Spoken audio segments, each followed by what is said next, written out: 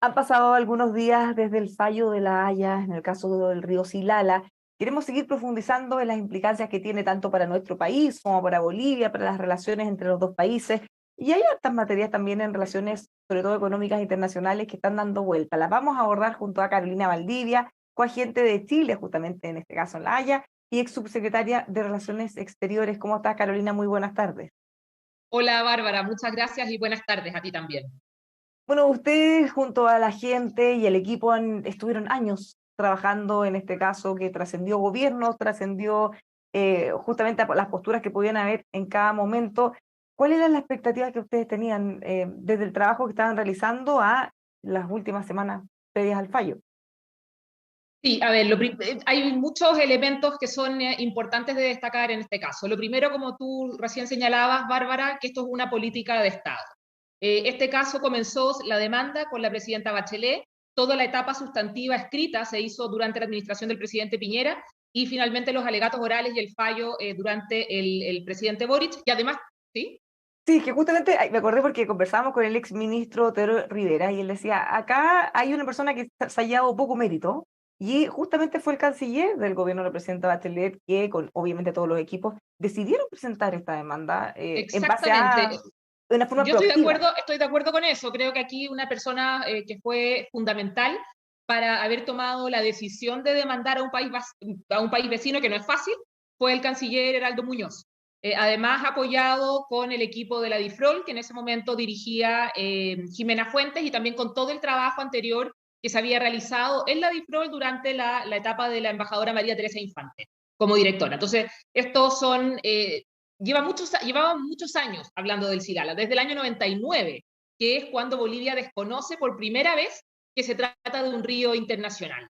Lo que pasa es que el 2016 justamente se da un hecho que es mucho más fuerte, que es cuando el presidente Evo Morales señala que Chile roba las aguas. Y eso ya fue como un límite. Y ahí entonces es cuando efectivamente la Cancillería, en ese momento dirigida por el canciller Muñoz, toma esta decisión de presentar la demanda. Pero luego estas son decisiones que la toma la presidenta Bachelet con el canciller Muñoz, pero por supuesto que también son compartidas con aquellas personas que han tenido roles de autoridad en la Cancillería y muchas veces también con los expresidentes, porque se entiende que deben ser políticas de Estado. Paremos aquí un segundo antes de seguir porque esto es relevante en base a lo que ha sido nuestra política internacional y lo que va a ser. Estábamos acostumbrados hasta hace poco que todas las cosas que tuvieran que ver con en este caso, problemas, conflictos o relaciones económicas internacionales eran muy consensuadas. Siempre se convocaba a los ex cancilleres, siempre se tomaba en cuenta la posición de los expresidentes. ¿Hubo este año algo distinto? Pensando, por ejemplo, en el TPP-11, en el acuerdo de la Unión Europea, que por primera vez, en una forma tan notoria, el gobierno turno tenía una visión distinta de lo que había tenido todos los gobiernos anteriores. Sí, yo haría la distinción. Creo que siempre los asuntos que son limítrofes, territoriales o que tienen que ver con aquellos tratados estructurantes del Estado de Chile, que son básicamente nuestras relaciones con los tres países vecinos, siempre ha habido una política de continuidad y de mucho consenso. Y luego yo distinguiría entre el TPP-11 y el acuerdo con la Unión Europea. El acuerdo con la Unión Europea, yo comprendo que haya habido un gobierno nuevo que llega y quiere revisarlo. Y estupendo, y salieron adelante, lo revisaron, se tardó un tiempo, que efectivamente ya podría estar firmado, pero está bien, estaban obviamente con todas las facultades para revisar y para saber bien qué es lo que estaban avanzando. Lo importante es, como entiendo que hoy afirmó el presidente Boric, se va a firmar el día viernes, y yo me quedo con eso, se va a firmar finalmente con cambios que no son tan distintos a cómo quedó en marzo de este año. Con el CPTPP, efectivamente, ahí hay un cambio distinto. Primero, muchas críticas de una de las coaliciones que están en la actual administración, pero que luego se fueron, entiendo yo, reduciendo, por lo que ha salido en el debate público, solamente al sistema de solución de controversias que existe en el propio TPP-11 y que fue lo que motivó estas side letters que envía el actual gobierno, y que también entiendo por lo que ha dicho la prensa, que se habrían conseguido tres. Y eso efectivamente es algo nuevo. No se había dado que frente a un tratado que esté aprobado por ambas cámaras del Congreso, sin perjuicio que el presidente tenga la facultad para ratificar, no se haya rápidamente apurado y depositado el instrumento. Eso es algo inédito.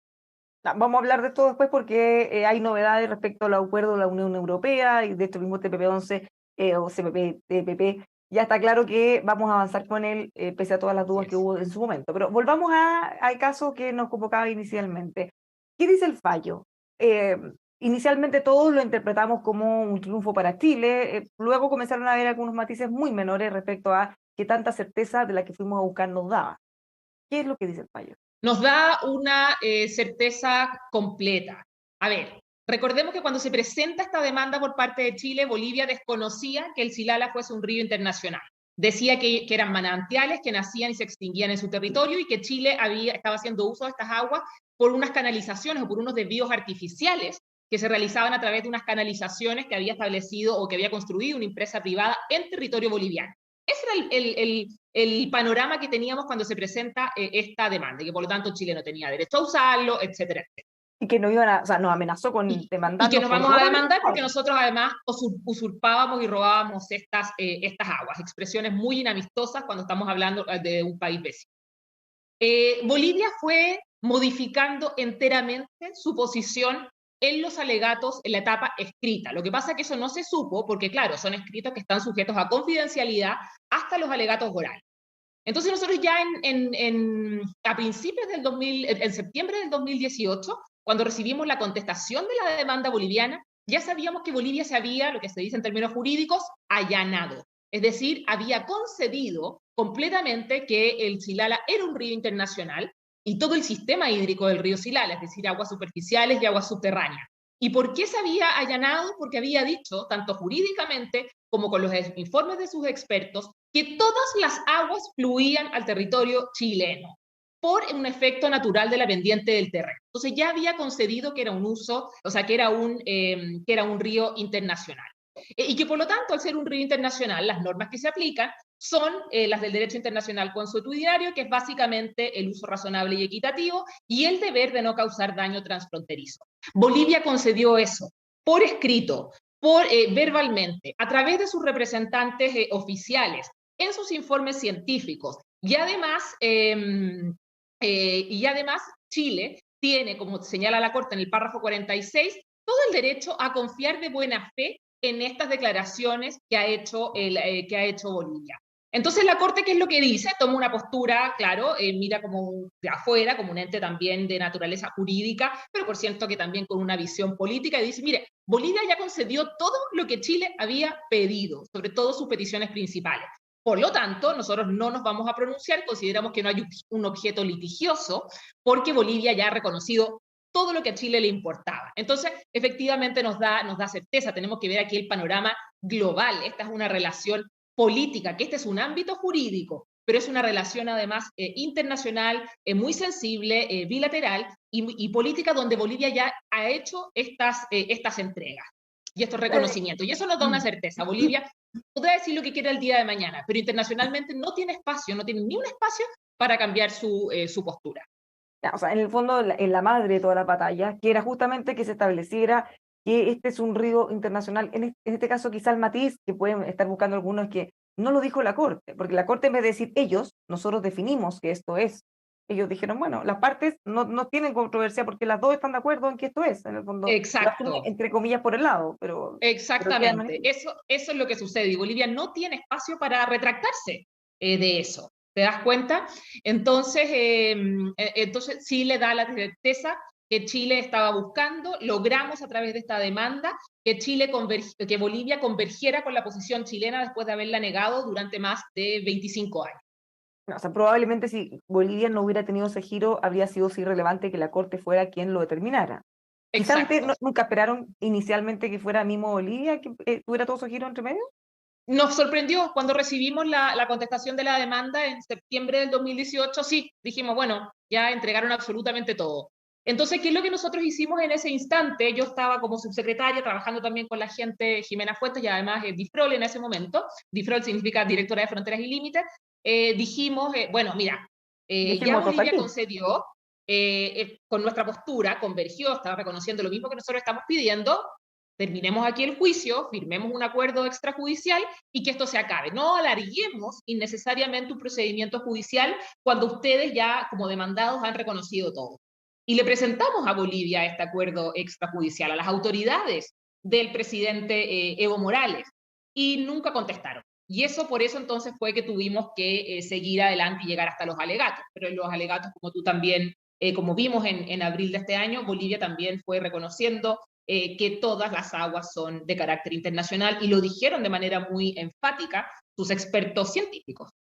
Puede haber quizá habido ahí un tema político porque hubiera sido muy duro para ellos en ese momento llegar a un acuerdo y en realidad decir siempre tuvo la razón Chile o en realidad quizá hubiera sido incluso más dramático que el fallo que tuvimos ahora, que además ellos han sido muy creativos en las interpretaciones. Mira, Bárbara, probablemente, porque este es un tema de política interna dentro de Bolivia también. Aquí recordemos que hay una diferencia y un conflicto profundo entre lo que es el Departamento de La Paz, que es donde está la sede administrativa de Bolivia, donde está el gobierno, con el Departamento del Potosí, que es precisamente donde nace, cuando están los afluentes del Silala. Y es el Potosí el que históricamente, o el que empezó a cambiar la postura de que esto era un río que había sido desviado hacia Chile, estas aguas, porque son manantiales, y que además Chile tenía una deuda histórica con nosotros. Entonces, para, la, eh, para el gobierno de La Paz, reconocer eso significaba un conflicto muy grande con un departamento que también es muy poderoso. Entonces, por eso, sin duda, que políticamente es mucho más fácil para las autoridades del gobierno paseño que un tercero lo determine y, sobre todo en esta forma, hacerlos ellos como un acuerdo extrajudicial. Yo eso lo comprendo desde una perspectiva política. Y además también permitía patear un poquito el problema. Era un problema ya del futuro, entonces no algo que tenía que Exacto, exacto. Ya no era un problema, ni siquiera fue un problema del presidente Morales, que es que además quien fue el que desencadena toda esta acción judicial de Chile. ¿Qué viene ahora? ¿Qué implicancias tiene todo esto? Porque en el fondo lo que está claro, lo que queda ahora a firme es que este es un río internacional y que está todo el uso, el manejo, todo eso está regulado con leyes internacionales que van por un carril aparte. Acá no se habló nada de eso. Pero bueno, entonces ya tenemos una certeza, pero no tenemos todavía acuerdos, negociaciones. ¿Cómo sigue esto? Mira, lo que debería seguir ahora ya son acciones más bien de carácter político que le corresponderá al gobierno, a la Cancillería llevar adelante, pero debería haber una reunión con Bolivia. Hay distintos comités, durante los años se han fijado acuerdos para establecer distintos comités que tratan los asuntos propiamente fronterizos, de todo tipo. Y dentro de esos hay una subcomisión que se llama Subcomisión de Recursos Hídricos Compartidos, que tenemos, recordemos, ríos internacionales compartidos y también tenemos otro sinnúmero de acuíferos subterráneos que no están todavía totalmente catastrados. Entonces, sí lo que convendría ahora es tener una reunión en ese ámbito y sentarse para decir, bueno, establezcamos, porque el derecho internacional nos da un marco general, pero ahora hagamos las bajadas. ¿Cómo lo acordamos? Y no es en ningún caso que tú digas 50 y 50, no es así, sino que tú tienes que ir mirando los usos que hay. Bolivia hace muy pocos usos de las aguas del Silala porque es un territorio que está muy alejado de cualquier centro, de cualquier actividad productiva o de cualquier centro urbano. Entonces ha hecho prácticamente no hace usos del Silala. Hubo 3 proyectos pero que finalmente no se llevaron a cabo. Entonces eso es lo que correspondería hacer ahora. Eso por un lado relacionado a este tema, pero tenemos hartos temas pendientes con Bolivia respecto a materias de seguridad, a Por violencia, supuesto. delincuencia, respecto a migración. ¿Cómo está el ambiente, cómo está el espacio para poder avanzar en eso? Y le pregunto porque para nosotros es muy importante el tema de la migración. Si no llegamos a acuerdos con nuestros vecinos, es imposible de abordar. Hemos tenido problemas con la reconducción, ellos no aceptan que devolvamos gente que entró de forma irregular por sus fronteras. Y si es que no hay un acuerdo entre gobiernos, bueno, esto difícilmente la vamos a poder abordar de la mejor manera. Estoy absolutamente de acuerdo contigo. ¿Cómo sigue? Mira, las relaciones con Bolivia, sobre todo a nivel de Estado, porque cuando tú lo ves a nivel de sociedad civil o de la población, son relaciones muy cordiales, sobre todo en la zona fronteriza. Pero a nivel de gobierno es una relación muy difícil, muy compleja, porque todavía está marcada por los eventos del siglo XIX, la Guerra del Pacífico y la pérdida del departamento del litoral. Eso está ahí, en la identidad boliviana. Entonces, pero no obstante eso, se puede avanzar. Nosotros el año pasado, el 1 de diciembre, ya además hace casi un año, no, o un poco antes establecimos una hoja de ruta con Bolivia, que nos costó mucho, de retomar la relación bilateral a nivel de gobierno, de fijar ciertos parámetros que considerábamos que eran los temas importantes de tratar, de un viaje que yo hice a La Paz después de más de 10 años que no iba una autoridad para tratar temas bilaterales a La Paz, porque producto del juicio del mar. Y se puede ir avanzando muy de a poco. Y además esa hoja de ruta, que también es algo que yo quiero destacar, que es muy positivo, que la canciller y el presidente Boric, la canciller Urrejola y el presidente Boric, han afirmado expresamente, es decir, sí, nosotros estamos conformes con esta hoja de ruta que se fijó, que se acordó el año pasado y seguiremos trabajando en ella. Por supuesto que hay muchos temas fronterizos, el tema del contrabando, el tema de la seguridad, y el tema de la migración son cuestiones que presionan y que presionan mucho. Ahora, ¿cuál es la visión que tienen desde la perspectiva boliviana? Es decir, bueno, son personas que están simplemente en tránsito en mi territorio, que yo no tengo ellos no vienen a establecerse en Bolivia. Entonces, ¿por qué me los reenvía a mi territorio? Entonces, eso es lo que hay que trabajar. Por supuesto que además no es solamente una responsabilidad del gobierno boliviano, que a lo mejor tampoco tiene las capacidades para hacer un control fronterizo. Recordemos que nuestras capacidades, este es un fenómeno bastante nuevo, entonces las capacidades de seguridad o de control fronterizo en una frontera que son tan extensas y tan además difíciles geográficamente de cuidar, tiene una serie de otros hitos y otras repercusiones que hay que trabajar bilateralmente. Pero aquí también hay que traer a los otros países a la mesa. Hay que hablar con Venezuela, que es de donde están saliendo todos estos, la mayor cantidad de países, con Colombia, con Perú, con Argentina, con Ecuador también. Pero no es fácil, porque es un fenómeno nuevo, porque son personas que vienen además en condiciones muy precarias, están saliendo de Venezuela en condiciones muy precarias, estamos en una situación de crisis económica, todavía crisis sanitaria, crisis política, crisis sociales, y sin duda que para todos los países y los gobiernos es socialmente o políticamente muy sensible aceptar una migración masiva. Además, cualquier posible solución o mejora va quizá o lo podrían ver como en perjuicio de ellos en la medida que tuvieran que aceptar de personas reconducidas o Absolutamente, pues son personas que requieren de asistencia y claro, asistencia de los estados. un tema demasiado complejo. No quiero Es muy que se nos complejo. acabe el tiempo antes de abordar otra cosa que es inminente, el acuerdo con la Unión Europea.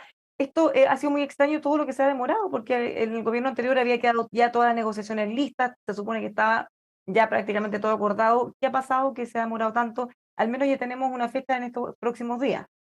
Sí, a ver, ¿qué ha pasado? Efectivamente, el cierre técnico de la negociación quedó hecho en marzo, o entre finales de febrero y marzo del 2021, del 2022. Lo trabajamos con el subsecretario Rodrigo Yáñez en ese entonces y conmigo, que yo llevaba la parte política y de cooperación, y Rodrigo Yáñez, Felipe López Andía, los temas de comercio, inversiones, etc.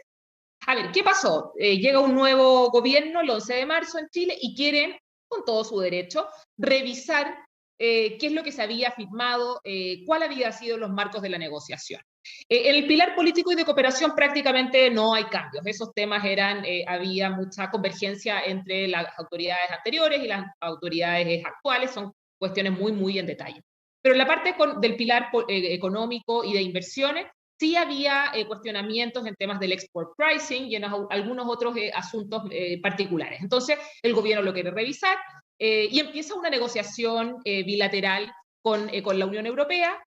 Entiendo que se ha cedido algunos de los puntos que quería Chile, algunas cláusulas que eran bastante específicas quedaron con una redacción que le acomoda más al gobierno, y por lo tanto así pasamos prácticamente todo este año, pero yo me quedo con la buena noticia, como mencionas tú, que finalmente este acuerdo se va a firmar el día viernes, lo que ha informado la prensa. Y eso es sumamente positivo y esperemos que además tenga una tramitación armónica en el Congreso nuestro. ¿Qué implicancia tiene eso? ¿Qué viene? Porque, por ejemplo, en el caso del TPP-11, ya el ministro Marcel dijo que en los próximos días, próximas semanas vamos a tener novedades, ya el 2023 va a empezar a regir, el caso de la Unión Sí, Europea en concreto. Exacto. A ver, mira, el de la Unión Europea ahora venimos a la aprobación del Parlamento, de nuestro Congreso. Es decir, tiene que pasar por la Cámara, por las distintas comisiones, que seguramente será revisada por muchas comisiones, relaciones exteriores, Hacienda, Economía, Agricultura, Salud, etcétera. Luego va al Senado y luego va efectivamente la ratificación por parte del presidente y el intercambio de los instrumentos de ratificación, porque es un tratado bilateral en este caso. Sí que no sabemos cuánto tiempo puede tardar. Yo llamo a nuestros parlamentarios y parlamentarias para que sea lo más rápido posible y que tenga una tramitación bastante fluida. En el TPP-11 yo también he escuchado al ministro Marcel que vamos a empezar a operar prontamente, pero hay que recordar que para que entre en vigencia y empiece a regir propiamente tal el TPP, tienen que pasar 60 días del depósito.